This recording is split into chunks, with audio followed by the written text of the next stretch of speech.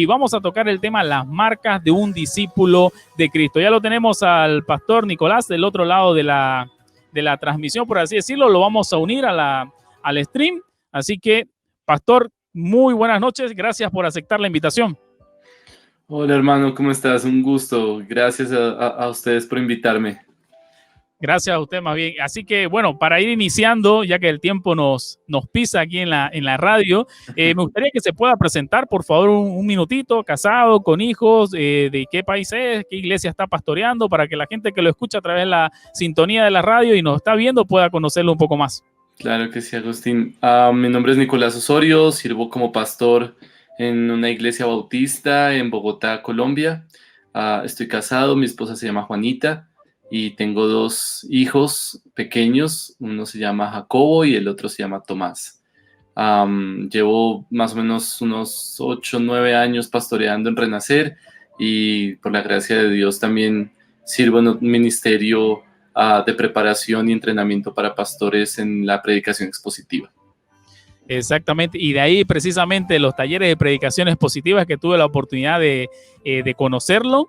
Y bueno, ya aquí en mi ciudad, en Santa Cruz, se da este taller de manera presencial, pero como todos sabemos, por el tema de la pandemia se suspendió. El año pasado tuve la oportunidad de participar, pero al final de la entrevista me gustaría que también nos hable un poco sobre el taller que ya se acerca uno en octubre, para que la gente también conozca y si tiene la posibilidad se pueda inscribir, porque realmente vale totalmente la pena. Así que vamos a ir comenzando con este sector que tenemos de Conversemos, y como le estábamos mencionando a las personas que nos están escuchando, hoy vamos a hablar sobre las marcas de un discípulo de Cristo, ¿no? Y me gustaría que nos pueda usted hablar cuáles serían las marcas que, por ejemplo, un verdadero discípulo de Cristo tendría que notarse, o serían las más evidentes que podría verse, ¿no?, en alguien que dice ser seguidor de Cristo. Sí, me parece un tema muy interesante y muy importante, Agustín. Y quisiera comenzar a responder esa pregunta, de pronto balanceando el tema, porque me parece que normalmente cuando se habla de las marcas de un verdadero discípulo de Cristo, tendemos a pensar en cosas que nosotros hacemos, ¿no? En hábitos, en disciplinas, en características en nuestra personalidad o en nuestro carácter o en nuestra conducta que demuestran que somos discípulos de Cristo. Y eso es correcto, pero no podemos olvidar que la seguridad de ser discípulos de Cristo es por el Evangelio de Jesucristo principalmente, ¿no? Es decir, el Evangelio de Jesucristo es el fundamento sobre el cual estamos sustentados para poder decir yo soy un discípulo de Cristo. Jesús murió por su pueblo para hacernos discípulos, de manera que esa es la base de todo esto. Cuando el apóstol Pablo piensa en quién va a condenar o quién va a juzgar a los hijos de Dios en Romanos 8, su respuesta es: Cristo Jesús fue el que pagó. Entonces, la muerte de Cristo, su muerte y su resurrección es la base de nuestra seguridad principalmente, antes que nuestras obras, porque nuestras obras son engañosas, ¿no? El Señor Jesús hablaba de los fariseos y él decía que en ellos se cumplía la profecía de Isaías, que con labios lo honraban, pero su corazón estaba lejos. Entonces, las obras no siempre son coherentes con el corazón, y por eso necesitamos recordar que la seguridad para ser discípulos de Cristo es el Evangelio. Y partiendo del Evangelio y teniendo el Evangelio como fundamento, entonces podemos pensar en disciplinas, en cambios, en hábitos, en formas en las que hemos sido moldeados en nuestra personalidad, en nuestro carácter, que demuestran que somos discípulos de Cristo. Ahora, puedo pensar, y creo que me enfocaría en 2 marcas o en 2 características de un discípulo de Cristo, porque en realidad es una pregunta muy amplia y podríamos encontrar un montón de características, pero yo creo que podríamos de pronto resumirlo todo en 2, y es, en primer lugar, un creyente verdadero, un verdadero discípulo de Cristo, tiene fe en el Evangelio de Jesucristo. La fe en el Evangelio es tal vez la marca principal de un verdadero discípulo. Y de ahí, por supuesto, eso implica muchas cosas. Eso implica entender el Evangelio, eso implica conocer el Evangelio, creer en el Evangelio, depositar nuestra confianza en el Evangelio. Eso implica todos esos efectos del Evangelio, ¿no? La justificación, la santificación, bueno, todo lo que es el efecto del Evangelio en nosotros. Entonces, la marca principal de un creyente es que cree en el Evangelio de Jesucristo, precisamente. Es un discípulo de Cristo. Y luego, la segunda marca que podría pensar, que encierra muchas otras cosas, es que experimenta la obra del Espíritu Santo. Uno de los efectos principales del Evangelio de Jesucristo es que Él compró la promesa del Padre para nosotros, que es el Espíritu Santo en su pueblo.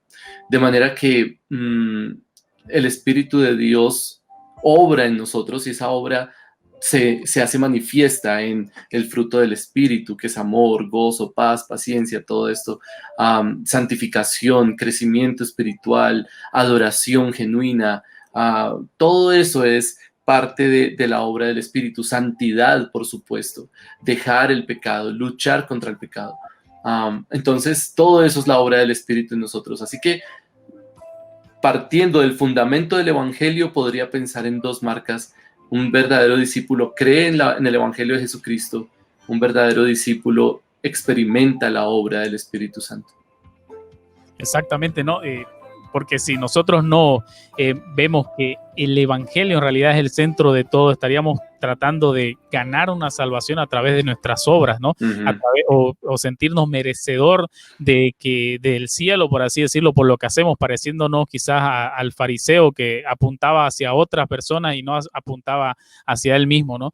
Y realmente lo que menciona el tema de la fe, un verdadero discípulo tiene esa fe, ¿no? Esa fe salvadora, que cree realmente en el Evangelio, tiene esa convicción en el Evangelio y que confía aparte en ese Evangelio, ¿no? Confía en el Señor Jesucristo. Entonces, valga la aclaración del tema de primero el Evangelio. Recuerdo que leíamos con mi esposa un libro sobre vivir el Evangelio y decía, para un cristiano prácticamente vivir el Evangelio es imposible sin Cristo, es imposible vivir el Evangelio, por eso es que todos los días nosotros debemos de ir a Cristo para poder recibir esa ayuda que necesitamos, ¿no? Amén. Y sí, yo te iba a decir que para mí es muy común en mi iglesia, llegan personas nuevas y les preguntamos, bueno, ¿cómo sabes tú que eres salvo?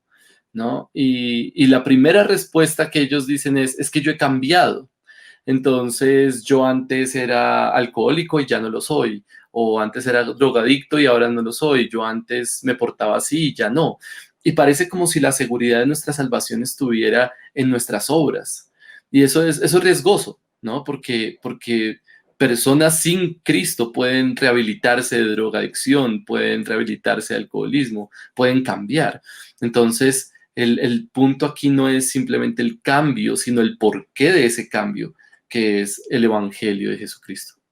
Claro, pero como lo mencionaba también, sin duda va a haber un cambio en esa persona. Por supuesto. ¿No? No somos, obviamente, no cambiamos por nosotros mismos, sino porque el Evangelio primeramente ha trabajado en nuestra vida. Pablo dice en Filipenses 1:6, ¿no? Que el que comenzó la buena obra la perfeccionará, ¿no? Entonces hay una santificación que hay progresiva, por así decirlo, en aquella persona. Pero también vemos, Pastor Nicolás, que Jesús dice, por ejemplo, en Juan 8:31, que si vosotros permanecéis en mi palabra, verdaderamente sois mis discípulos. Entonces, ¿qué significaría permanecer en su palabra, permanecer en la palabra de Cristo? Y también podríamos llegar a decir que quizás Jesús nos está pidiendo una perfección en el cumplimiento de su palabra. Sí, ese pasaje es Juan 8, como tú decías. Es un pasaje muy interesante porque esa frase normalmente tendemos a sacarla de contexto, ¿no? Entonces, conoceréis la verdad y la verdad os hará libres. Y no tenemos ni idea por qué dijo eso y a quién se lo dijo y en qué momento lo dijo. Y creo que si entendemos el pasaje, vamos a entender mucho mejor esa idea y esa pregunta va a tener una respuesta más clara. Es interesante que Jesús le dice, es versículo 31 y el 31 comienza diciendo, entonces Jesús decía a los judíos que habían creído en él. Entonces Jesús le estaba hablando a judíos que habían creído en él, de acuerdo al versículo 31. Y les dice, si ustedes permanecen en mi palabra, verdaderamente son mis discípulos y van a conocer la verdad y la verdad los hará libres. Y ellos les responden, nosotros no necesitamos libertad, nosotros ya somos libres, nosotros somos hijos de Abraham. Entonces, es interesante porque estas personas parecían creyentes, pero no eran creyentes verdaderamente. Estas personas actuaban como creyentes, estas personas decían creer en lo que Jesús decía, pero después Jesús les dice, ustedes son hijos de su padre el diablo. Ese es el mismo pasaje, ¿no? Entonces, más adelante Jesús les dice, ustedes son hijos de su padre el diablo y ustedes me quieren matar. Entonces, se hace evidente que estas personas que parecía que creían, no creían realmente. Entonces, esa frase de si permanecen en mi palabra, está hablando precisamente de esa marca de fe de un creyente genuino, que es una persona que cree en el Evangelio de Jesucristo, cree en la enseñanza de Jesucristo, así esa enseñanza en algún momento parezca imposible de seguir, ¿no? Como supremamente radical, una enseñanza supremamente profunda y contracultural, porque Jesús lo que enseña en ese pasaje es que Él les viene a dar libertad, es que Él les viene a dar vida en medio de la muerte. Él les dice que Él es Dios, porque este pasaje termina con Jesús diciéndoles yo soy, ¿no? El Dios de Éxodo 3, el yo soy el que soy, y ellos sacan piedras y quieren matarlo. Entonces, permanecer en la palabra de Jesús es creer en su enseñanza, creer en su evangelio, aun cuando sea totalmente contracultural. Es decir, eso implica perseverancia. En momentos, por ejemplo, de sufrimiento o en momentos en donde todo el mundo parece estar en contra de la enseñanza de Jesús, donde parece que lo más sabio es seguir otras filosofías en vez del evangelio. El que permanece en su palabra, el que persevera en la enseñanza de Jesús, ese es un verdadero discípulo. Entonces, claramente Jesús aquí no está pidiendo perfección. Jesús está exigiendo perseverancia, está exigiendo que lo que Él enseña, nosotros lo sigamos hasta donde sea necesario, hasta aceptar incluso que Él es Dios en medio de una congregación judía, ¿no? Incluso si eso requiere que nos apedreen, bueno, eso es continuar en la enseñanza de Jesús.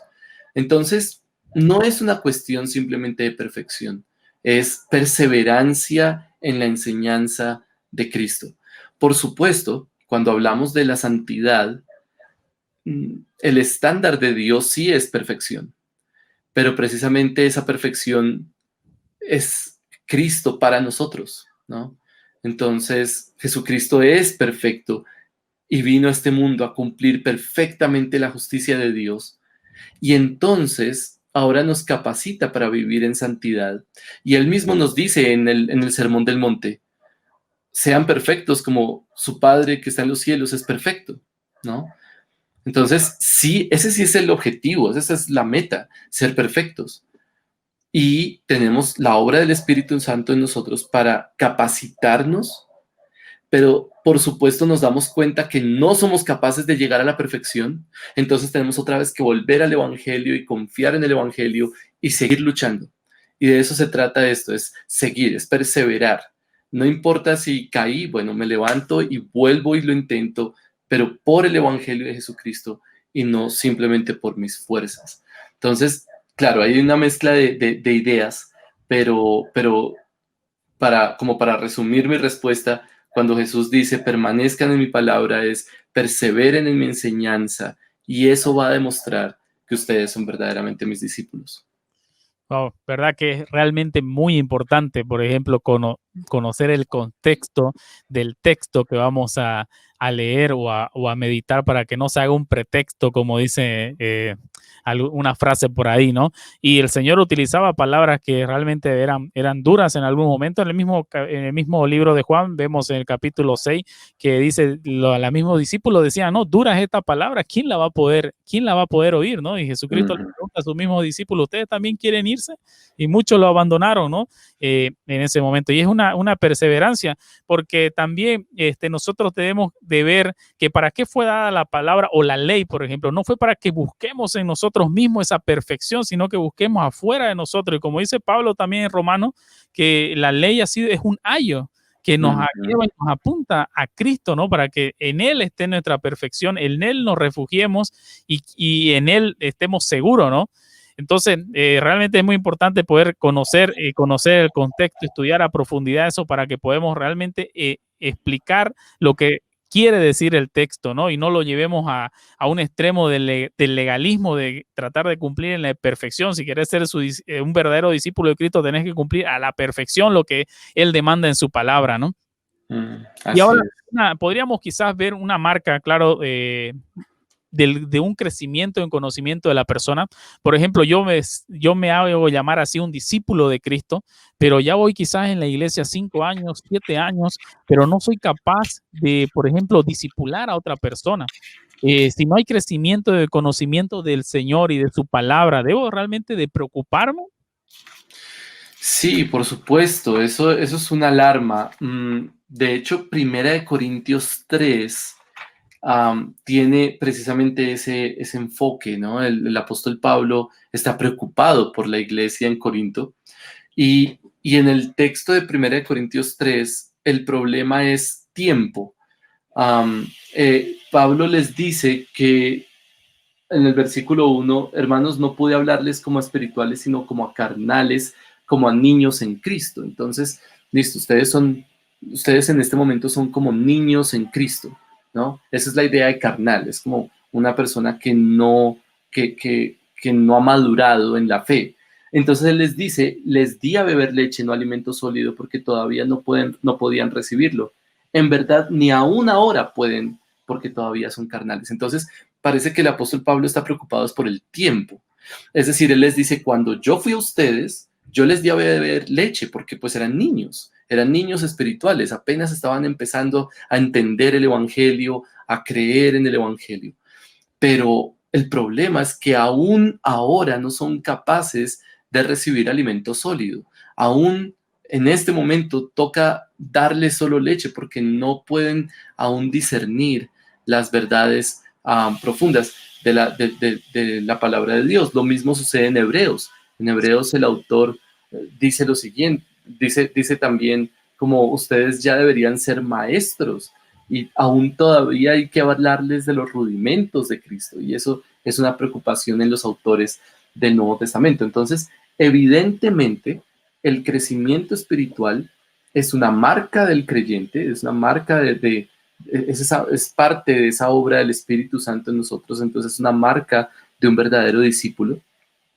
Debe haber crecimiento espiritual. Si no hay crecimiento espiritual, si no hay crecimiento en conocimiento y en la gracia, como dice el apóstol Pedro, crecer en la gracia y el conocimiento de nuestro Señor y Salvador Jesucristo. Si no hay ese crecimiento, entonces muy posiblemente esa persona no ha entendido el Evangelio, no ha creído realmente en el Evangelio y puede ser una emoción, pudo haber sido un momento de interés, pero no realmente una fe en el Evangelio. Entonces, solo quisiera terminar haciendo una aclaración y un paréntesis aquí, no significa eso que todos tenemos que crecer de igual forma, ¿no? Porque ese es un peligro también muy grande en la iglesia y es que los hermanos se plantean un estándar de crecimiento que no es real necesariamente. Es decir, no todos vamos a ser como el apóstol Pablo, no todos vamos a ser pastores, no todos vamos a ser los grandes teólogos o maestros de la historia, ¿sí? Y pensamos que todos tenemos que llegar allá y eso pues puede ser frustrante para el creyente. Entonces, es crecer al ritmo que el Señor nos permita, pero debe haber crecimiento. puede haber realmente una muestra, ¿no? Yo siempre me gusta, cuando hablo con las personas, comparar tu vida cristiana de un año hacia atrás y evaluar cuánto has crecido en conocimiento con el Señor, si ha habido realmente un crecimiento. Y a veces se ve, y no sé si usted lo ha notado también, que solamente pasa en el círculo cristiano, que mucha gente o en la iglesia que lleva muchos años en la congregación no conoce prácticamente el evangelio, aunque sea lo básico del evangelio, pero no sucede así en otros ámbitos, por ejemplo en el trabajo, que alguien lleve 5 años en un puesto y diga al final, no, no sé nada, no conozco nada de este trabajo, lo terminarían despidiendo, ¿no? Pero en la iglesia muchas veces se presentan cosas así. Y eso que usted menciona de que cada uno crece a su ritmo es algo que personalmente me costó entender en su momento, que claro, a veces uno quiere exigir que los hermanos, lo que uno le está enseñando o con lo que está estudiando, quiere que ya a los 6 meses, 3 meses ya esté enseñando a otros también y compartiendo, haciendo discípulos, etcétera, ¿no? Pero cada quien crece a su ritmo y hay que tener paciencia, hay que realmente perseverar con ello y también ponerse en su lugar, ¿no? Y ese versículo que citaba de Hebreos capítulo 5, ¿no? Que ya deberían ser maestros, es necesario que nuevamente se le vuelva a enseñar las cosas, ¿no? Y yo me imagino que usted concuerda, ¿no? Que crecer en el conocimiento del Señor también y de su palabra nos va a librar también de muchos peligros, ¿no? De ser llevado de un lugar a otro, ¿no? Claro que sí. Efesios capítulo 4, Colosenses capítulo 3 o 2 creo que es, nos protege de esas falsas filosofías, esas falsas doctrinas, crecer en el conocimiento del Evangelio y de la palabra de Dios hace madura su iglesia, ¿no? Y eso es esencial para el cristianismo en este tiempo. Un tiempo en el que hay tantas posturas, tantas ideas sobre el Evangelio, ¿no? Y falsedades. Y es cuando necesitamos que la iglesia esté más sólida para no dejarse llevar. Y eso es lo que a mí, por ejemplo, me agrada de las iglesias que llevan una línea sana y que se agarran lo que dice, ¿no?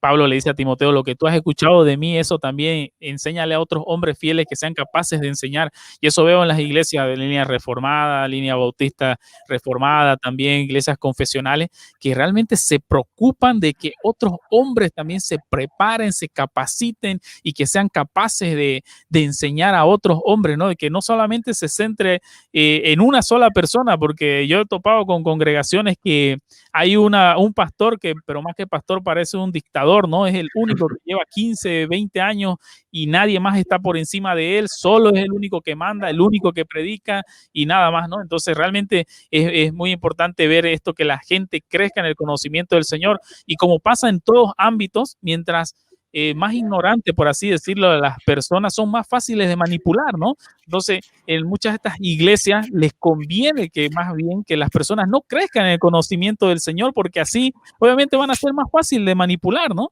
Y sin embargo, estamos llamados absolutamente todos a crecer en el conocimiento del Señor, a conocer más a Él. El mismo Jesucristo dice que en esto consiste la vida eterna, en que te conozcan a ti y a tu hijo al que tú has enviado, ¿no?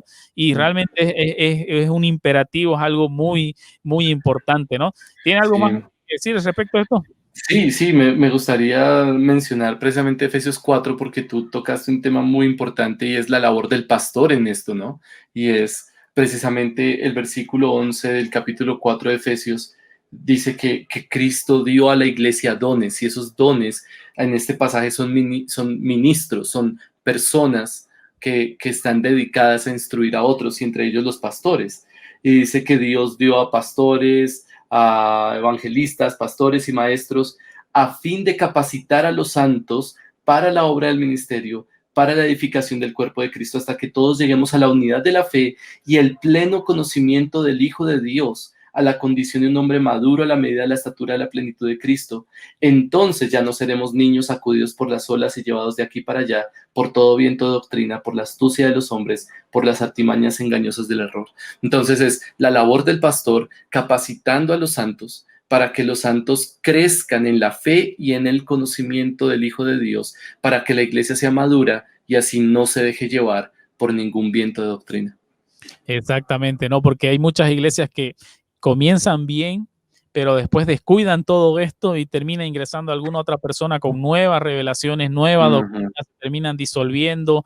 Y eso hablábamos el anterior viernes con mi hermano en Cristo y de sangre, que vive en España, sobre la importancia de las confesiones de fe en las iglesias. Entonces, bueno, algunos pueden estar a favor, otros en contra, nosotros estamos a favor en realidad, y instruir a las personas realmente los va a le va a dar armas para defenderse de tantos ataques, porque la iglesia desde que se levantó constantemente está sufriendo ataques. Ya vemos que, por ejemplo, los testigos de Jehová aparecieron en los primeros siglos de la iglesia y hasta hoy en día siguen vivos, andando por ahí con sus enseñanzas heréticas que ellos manejan. Así que ahora pasando a otro, siguiendo, bueno, con la línea que estamos conversando, ¿qué podríamos aconsejar a aquella persona que nos está escuchando y dice, bueno, yo reconozco que me creía que yo era un verdadero discípulo porque era obediente, me negaba a mí mismo, amaba a mi prójimo, y precisamente yo hice una pregunta en la página El Peregrino a los seguidores, ¿cuáles serían las marcas más evidentes de un discípulo de Cristo? Y algunos me pusieron amar a mi prójimo, perdonar a mi prójimo, saber amar cuando me han herido, ser santo, negarse a mí mismo, tener los dones del Espíritu Santo y varias cosas así que más fueron enfocados más que todo a obra, ¿no? ¿Qué podríamos aconsejarle a aquella persona que se enfoca en que es discípulo de Cristo por sus obras, y aquella que realmente ahorita reconoce y dice, he sido un cristiano simplemente dominguero que calentaba solo la silla de la iglesia cada domingo, y qué puedo hacer para cambiar eso, ¿no? Sí, sí, sí. Creo que en realidad esto es un examen que tenemos que hacernos todos y constantemente, porque no es simplemente el que se da cuenta que de pronto no es creyente realmente o que duda de su salvación, sino todos deberíamos examinarnos constantemente a la luz de esto, y es principalmente buscar entender el Evangelio. Si una persona se da cuenta que no es un verdadero creyente, que de pronto ha vivido una vida aparentemente piadosa, pero ahora que estamos hablando de la centralidad del Evangelio en esto, se da cuenta, por ejemplo, que no sabe qué es el Evangelio. Esa es una pregunta muy sencilla y que normalmente, comúnmente, los creyentes no saben cómo responder. ¿Qué es el Evangelio? Si una persona, si un creyente no sabe cómo responder eso, debe darse cuenta de que puede que su vida aparentemente sea muy piadosa, pero no está basada en el centro, en el fundamento. Entonces, ¿qué debe hacer? Debe ir a la palabra de Dios y estudiar el Evangelio. ¿Qué es el Evangelio? ¿Qué es esa obra de Jesucristo, su vida, su muerte, su resurrección, su ascensión? ¿Qué implicaciones tiene para nosotros?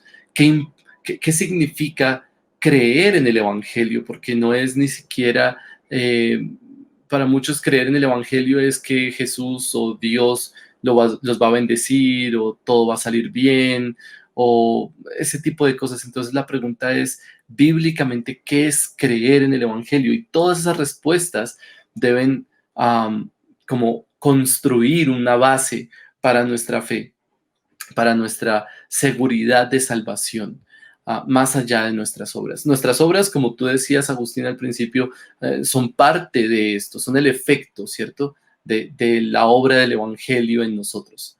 Pero el fundamento y la seguridad, realidad objetiva sobre la cual nos basamos es Cristo murió y resucitó. Eso es la objetividad del cristianismo, eso es la historia, y de ahí partimos para ver lo demás.